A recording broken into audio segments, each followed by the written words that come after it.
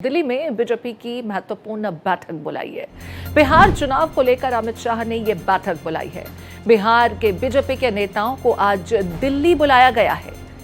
तो देखिए, बिहार चुनाव को लेकर केंद्रीय गृह मंत्री अमित शाह ने बैठक बुलाई है। बिहार बीजेपी के नेताओं को आज दिल्ली बुलाया गया है। बिहार के दोनों डिप्टी सीएम इस बैठक में मौजूद होंगे। बिहार चुनाव को लेकर रोड मैप इस बैठक में तैयार किया जाएगा। बीजेपी की क्या कुछ स्ट्रैटेजी रहेगी, किन विषयों को लेकर चुनाव में जनता के बीच आगे बढ़ा जाए, इन तमाम विषयों को लेकर इस बैठक में चर्चा की जाएगी। बिहार के दोनों डिप्टी सीएम इस बैठक में मौजूद होंगे। बिहार के बीजेपी के बड़े नेता भी इस बैठक में शिरकत करते नजर आएंगे। केंद्रीय गृह मंत्री अमित शाह ने आज देखिए बिहार चुनाव के मद्देनजर दिल्ली में बड़ी बैठक बुलाई है। बिहार चुनाव को लेकर बिहार बीजेपी के नेताओं को आज दिल्ली बुलाया गया है। बिहार के दोनों डिप्टी सीएम इस बैठक में मौजूद होंगे। बिहार चुनाव को लेकर पार्टी की स्ट्रैटेजी के संदर्भ में रोड मैप पर आज बातचीत की जाएगी। किन विषयों को लेकर भारतीय जनता पार्टी इन चुनाव में आगे बढ़े, क्या कुछ स्ट्रैटेजी रहेगी, जनता के बीच बीजेपी की जमीन को और मजबूत कैसे किया जाए। साथ ही साथ देखिए, बीते दिनों कांग्रेस और आरजेडी की जो वोटर अधिकार यात्रा रही, उस खेमे का दावा यह है कि जनता का उन्हें बड़ा समर्थन मिल रहा है। ऐसे में उसकी काट और जनता के बीच पार्टी की छवि को और मजबूत कैसे किया जाए। बिहार में बीजेपी यूं तो एनडीए अलायंस के साथ चुनाव में आगे बढ़ेगी, लेकिन बड़े भाई की भूमिका में बीजेपी कैसे बने, इसे लेकर इस बैठक में मंथन मनन किया जाएगा। बिहार के दोनों डिप्टी सीएम इस बैठक में शिरकत करते नजर आएंगे। बिहार बीजेपी के बड़े चेहरे इस बैठक में मौजूद होंगे। केंद्रीय गृह मंत्री अमित शाह ने आज बिहार चुनाव के मद्देनजर बिहार बीजेपी के नेताओं को दिल्ली बुलाया है। दिल्ली में ये बैठक होने जा रही है।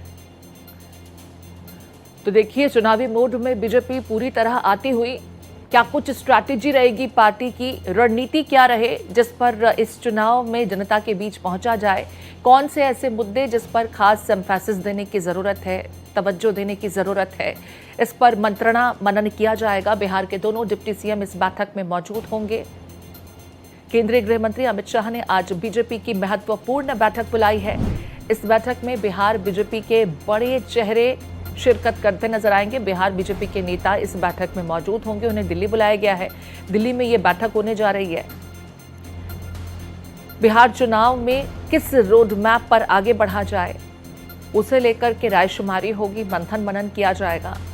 और जैसा कि हम कह रहे हैं, आरजेडी और कांग्रेस पार्टी की वोटर अधिकार यात्रा का कितना असर पड़ा, उसकी समीक्षा भी की जाएगी और फिर उसकी काट क्या ढूंढी जाए, जनता के बीच पार्टी की छवि को और मजबूत कैसे किया जाए, बीजेपी की जमीन को और कैसे मजबूत किया जाए।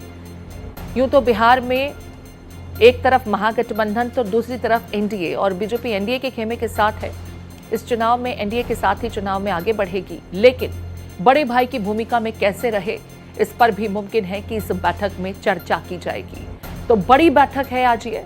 दिल्ली में केंद्रीय गृह मंत्री अमित शाह की तरफ से इस बैठक का आह्वान किया गया है। बिहार के दोनों डिप्टी सीएम इस बैठक में मौजूद होंगे। बिहार बीजेपी के बड़े चेहरों को आज दिल्ली बुलाया गया है इस बैठक में शिरकत करने के लिए। बिहार चुनाव को लेकर के क्या कुछ पार्टी का रोड मैप रहेगा, इस पर इस बैठक में मंथन मनन किया जाएगा। मेरे साथ Krishna Mohan Sharma, editor national affairs Bharat express, जुड़ चुके हैं। कृष्ण मोहन जी, समझना चाहेंगे जो बैठक आज बुलाई गई है, यूं तो ये कहा जा रहा है कि चुनावों के मद्देनजर मंथन मनन किया जाएगा, लेकिन क्या आरजेडी और कांग्रेस जो बड़ा दावा कर रही है कि वोटर अधिकार यात्रा सफल रही और महागठबंधन मजबूत हुआ है, उसकी काट भी इस बैठक में ढूंढी जाएगी? पार्टी को और मजबूती कैसे मिले, किन विषयों पर चुनाव को लेकर के जनता के बीच आगे जाया जाए, मुमकिन है उस पर भी रायशुमारी जरूर होगी।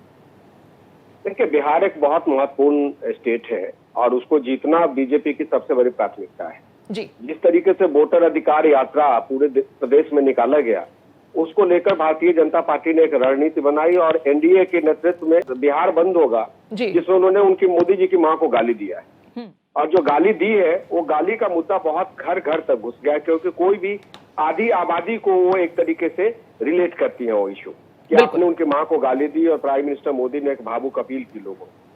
दूसरी बात क्या कि कैसे उस बंद को सफल बनाया जाए, सफल बनाने के साथ साथ अपने काडर को किस तरीके से ये इंस्ट्रक्शन दिया जाए कि किन किन मुद्दों को लेकर जनता के बीच में जाना है।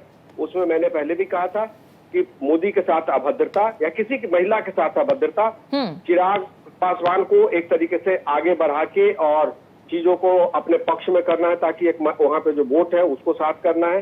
साथ साथ उसमें ये कोशिश की जानी है कि विकास को मुद्दा हो, उसमें नरेंद्र मोदी का ही चेहरा सबसे आगे होगा और नीतीश कुमार का होगा। उसके बाद भ्रष्टाचार के इशू को कैसे उठाया जाए, क्योंकि चारा घोटाला अभी भी लोगों के जहन में है और जो वहां पे एक तरीके से गुंडागर्दी होती थी, लूटपाट डकैती होती थी, उसको उठाना है।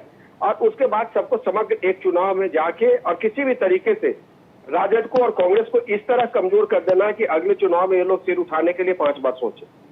प्रीति, बहुत महत्वपूर्ण विषय है। प्रधानमंत्री नरेंद्र मोदी की मां को लेकर जो अपशब्द कहे गए, उसका जिक्र कल पीएम के संबोधन में भी देखने को मिला और कई मर्तबा प्रधानमंत्री नरेंद्र मोदी ने अपनी माताजी का जिक्र किया कि शरीर त्याग चुकी मां को भी जिस तरह से अपशब्द कहे गए, वो इस पार्टी की सोच और विचारधारा को जाहिर करते हैं, जिसका जिक्र आप भी कर रहे हैं कि बिहार बंद का आह्वान किया गया है और ऐसे में इस बंद को सफल कैसे बनाया जाए।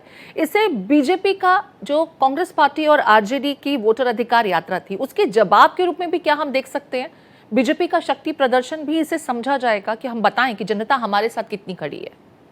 निश्चित तौर पे जो बिहार बंद का आह्वान किया गया है वो एक तरीके से पावर बैलेंस है। पावर बैलेंस करके ये बताना है कि राजद के कार्यकर्ता अगर सड़क पर उतर सकते हैं तो बिहार की जनता तो उनके साथ है ही, क्योंकि अभी देखा कि लोकसभा चुनाव में कितनी बम्पर उनको जीत दी है वहाँ। और उसके साथ साथ किसी भी महिला के साथ अभद्रता, चाहे वो महिला जिंदा हो या न हो, किसी को भी आप अगर गाली देते हैं सार्वजनिक मंच से तो एक बड़ा सेंसिटिव इश्यू हो जाता है। और जो गलती कर चुके हैं वो, तो उसी को जन तक उजागर करना। महिलाओं को, चूंकि आपने देखा होगा कि महिलाओं का वोटिंग प्रतिशत नीतीश कुमार और उस गठबंधन के प्रति ज्यादा होती है, तो उसको और 2-4% कैसे बढ़ाया जाए, उस पर काम करने की रणनीति तैयार हो। बहुत शुक्रिया कृष्ण मोहन जी, इस बैठक के बाबत विस्तार से तमाम बातें रखने के लिए।